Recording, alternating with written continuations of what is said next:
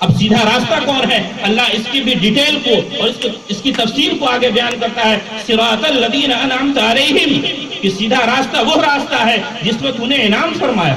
اب اللہ سے سوال یہ ہے کہ اللہ انعام کن بندوں پہ تو نے فرمایا؟ اس کی بھی صراحت قرآن کریم میں دوسرے مقام پہ اللہ فرماتا ہے، انعم اللہ علیہم من النبیین والصدیقین والشہداء والصالحین وحسن اولئک رفیقا، جس پر اللہ نے انعام فرمایا وہ راستہ نبیوں کا راستہ ہے، وہ راستہ صدیقین کا راستہ ہے، وہ راستہ صالحین کا راستہ ہے، وہ راستہ شہداء کا راستہ ہے۔ اس کے بعد اللہ فرماتا ہے ایک بہترین اور خوبصورت جملہ ارشاد فرماتا ہے، وَحَسُنَ أُولَئِكَ رَفِيقًا، کہ میرے ماننے والوں یہ جان لو کہ یہ عام لوگ نہیں ہے، وَحَسُنَ أُولَئِكَ رَفِيقًا، یہ میرے بہترین دوست۔ جو اللہ کا دوست ہوگا، جو اللہ کا مقرب ہوگا، کیا اس کے نقش قدم پہ چل کر ہم اپنی زندگی کو بہتر نہیں بنا سکتے؟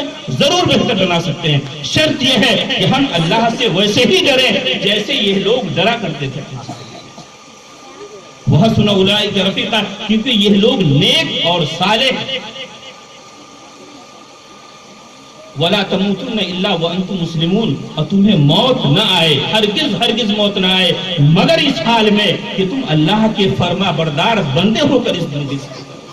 یہاں سے جب تمہارا جانا ہو، جب تم مرنے والے ہو، جب تم اس زندگی سے، اس دار فانی سے تم کوچ کرنے والے ہو، تو تمہاری موت اس حال میں آئے کہ تم اللہ کی بارگاہ میں، یا اس حال میں آئے کہ تم اللہ کو یاد کرتے ہوئے اس زندگی سے چلے جاؤ۔ تو انشاءاللہ یہاں کی زندگی تو بہتر ہوگی ہی، کل بروز قیامت انشاءاللہ وہاں کی زندگی بھی بہتر ہوگی، کیونکہ آپ فرما برداری کرتے ہوئے، اللہ کو یاد کرتے ہوئے، اللہ کے رسول کو یاد کرتے ہوئے آپ اس زندگی سے آپ گئے۔ اس کے بعد اللہ فرماتا ہے دوسری آیت کریمہ میں،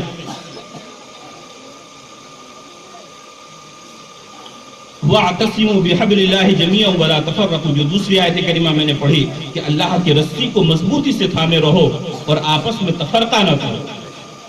یہ بہت اہم اور بہت ہی اہم بات کی طرف اللہ اشارہ دے رہا ہے ہمیں کہ اللہ کی رسی کی مضبوطی سے تھامے رہو۔